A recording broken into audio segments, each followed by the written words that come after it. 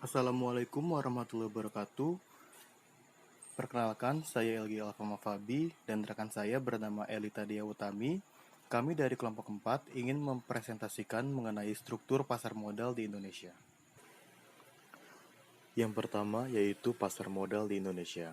Pasar modal di Indonesia memiliki peran besar bagi perekonomian negara. Dengan adanya pasar modal atau capital market, investor sebagai pihak yang memiliki kelebihan dana dapat menginvestasikan dananya pada berbagai sekuritas dengan harapan memperoleh imbalan. Sedangkan perusahaan sebagai pihak yang memerlukan dana dapat memanfaatkan dana tersebut untuk mengembangkan proyek-proyeknya.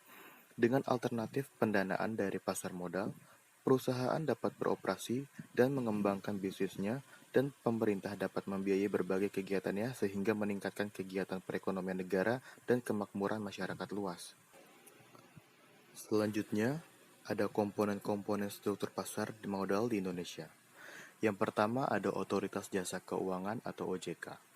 Berdasarkan Undang-Undang Republik Indonesia Nomor 21 Tahun 2011 tentang Otoritas Jasa Keuangan atau OJK, pemerintah menetapkan pembentukan OJK yang berfungsi menyelenggarakan sistem peraturan dan pengawasan yang terintegrasi terhadap keseluruhan kegiatan di dalam sektor jasa keuangan. Pemberlakuan Undang-Undang Republik Indonesia Nomor 21 Tahun 2011 menetapkan OJK menggantikan peran Badan Pengawas Pasar Modal dan Lembaga Keuangan Bapepam (LK). Sejak 31 Desember 2012, OJK mengambil alih tugas Bapepam LK. Kewajiban OJK memiliki cakupan yang lebih luas dibandingkan Bapepam LK. Selain bidang pasar modal dan jasa keuangan, OJK juga mencakup peraturan dan pengawasan serta sektor perbankan. Pasal 5 Undang-Undang Republik Indonesia Nomor 21 Tahun 2011 menyatakan bahwa OJK berfungsi menyelenggarakan sistem pengaturan dan pengawasan yang terintegrasi terhadap keseluruhan kegiatan di dalam sektor jasa keuangan. Selanjutnya yaitu tugas pengaturan dan pengawasan dari OJK. Yang pertama, kegiatan jasa keuangan di sektor perbankan. Kedua, kegiatan jasa keuangan di sektor pasar modal. Dan yang ketiga, kegiatan jasa keuangan di sektor perasuransian, dana pensiun, lembaga pembiayaan, dan lembaga jasa keuangan lainnya. Selanjutnya ada emiten. Emiten merupakan sebutan bagi perusahaan yang menerbitkan saham atau obligasi, dan pembelinya adalah masyarakat umum. Berikut jenis emiten. Yang pertama, emiten saham, yaitu menjual saham melalui penawaran umum baik penawaran umum perdana atau Initial Public Offering (IPO) kepada investor publik, penawaran kepada pemegang saham yang ada atau right issue, maupun penawasan saham berikutnya atau Season Equity Offering. Yang kedua, ada emiten obligasi, yaitu menjual obligasi melalui penawaran umum baik IPO maupun penawaran obligasi berikutnya. Selanjutnya adalah emisi saham. Perkembangan emiten saham selama 1977 sampai 1988 relatif lambat. Deregulasi kebijakan di sektor keuangan pada tahun 1988 mendorong perkembangan pasar modal dengan dicirikan oleh pertumbuhan jumlah emiten yang pesat. Dari 25 emiten pada tahun 1988 meningkat menjadi 305 emiten pada tahun 1998. 396 emiten pada tahun 2008, kemudian 535 emiten pada November 2016. Tabel berikut menyajikan perkembangan jumlah emiten kapitalisasi pasar dari akhir tahun 2008 hingga November 2015. Jumlah emiten pasar mencapai 5,7 kuadriliun rupiah. Perkembangan nilai IHSG juga meningkat dari 1.355,41 pada akhir tahun 2008 menjadi 5.326,66 pada 4 November 2016. Yang keempat, emisi obligasi. Perkembangan emisi obligasi di Indonesia tidak sepesat perkembangan emisi saham. Emisi obligasi di pasar modal Indonesia sejak tahun 1983 hingga 2007 disajikan pada tabel. Jumlah perusahaan yang telah melakukan penawaran umum obligasi sampai dengan akhir tahun 2007 sebanyak 201 emisi dengan total nilai emisi sebesar 133,9 triliun.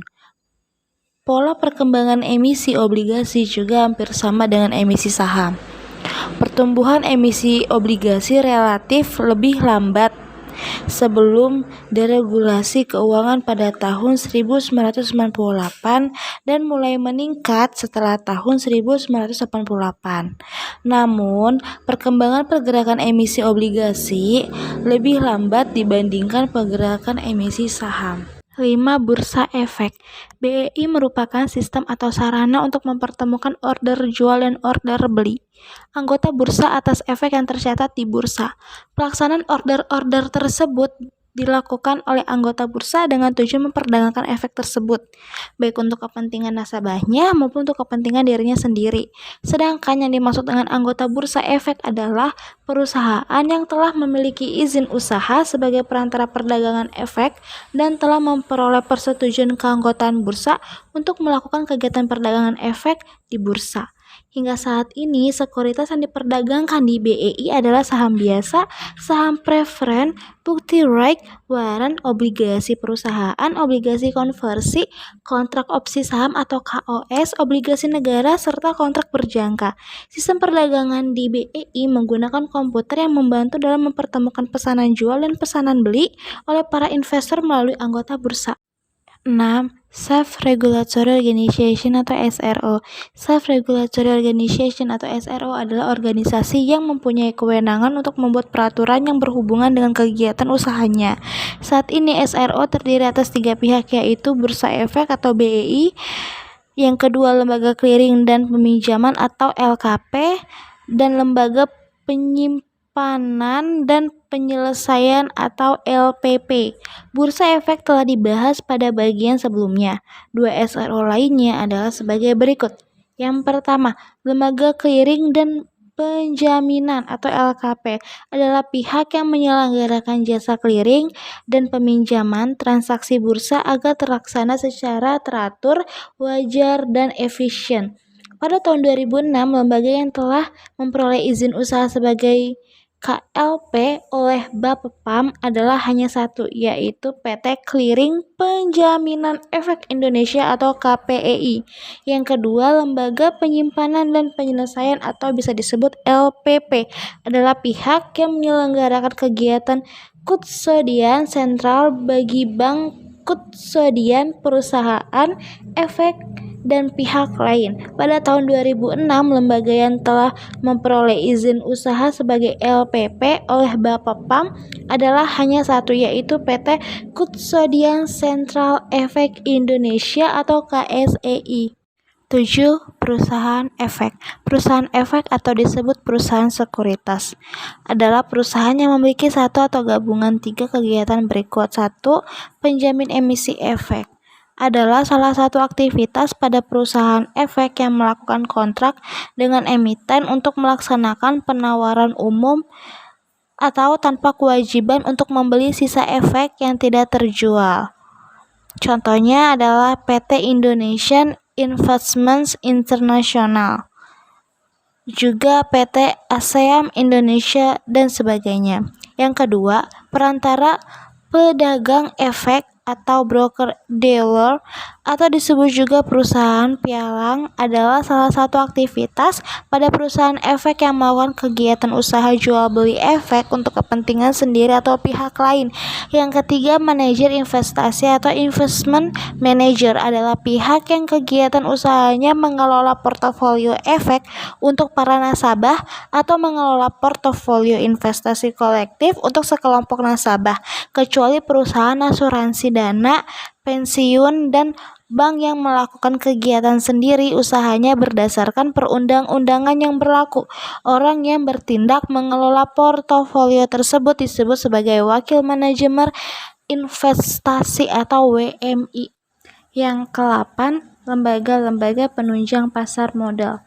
1. Biro Administrasi Efek atau Securities Administration Bureau adalah pihak yang berdasarkan kontrak dengan emiten melaksanakan pencatatan pemilihan efek dan pembagian hak berkaitan dengan efek.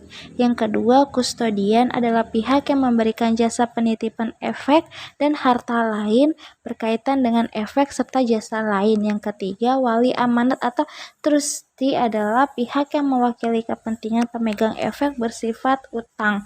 Yang keempat, penasihat investasi adalah pihak yang memberi nasihat kepada pihak lain mengenai penjualan atau pembelian efek. Pemeringkat efek merupakan lembaga yang dapat menjalani kesenjangan informasi antara emiten dan investor dengan menyediakan informasi standar atas tingkat risiko kredit suatu perusahaan. 9. Profesi penunjang pasar modal. Yang pertama, akuntan publik, membantu emiten dalam menyusun prospektus dan laporan tahunan sehingga tersaji memenuhi ketentuan yang ditetapkan oleh Bapepam dan Bursa Efek. Yang kedua, notaris, berperan ketika emiten, perusahaan sekuritas, dan pihak-pihak lainnya menyusun anggaran dasar dan kontrak-kontrak kegiatan. Yang ketiga, konsultan hukum, membantu dan melakukan kegiatan agar sesuai dan tidak melanggar ketentuan yang berlaku dan aspek hukum lainnya. Yang keempat, perusahaan penilai, berperan dalam penentuan nilai wajar atas suatu aktiva perusahaan dalam proses emisi. Yang ke-10, investor. Investor atau sering disebut juga pemodal adalah pihak yang menginvestasikan dana pada sekuritas. Investor dapat dibedakan ke dalam investor perseorangan atau individual investor, atau investor institusi atau institutional investor. Investor perseorangan mewakili dirinya sendiri dari berbagai profesi seperti karyawan, pengusaha, ibu rumah tangga, dan sebagainya. Sedangkan contoh investor institusi adalah asuransi, dana reksa, dana pensiun, dan sebagainya.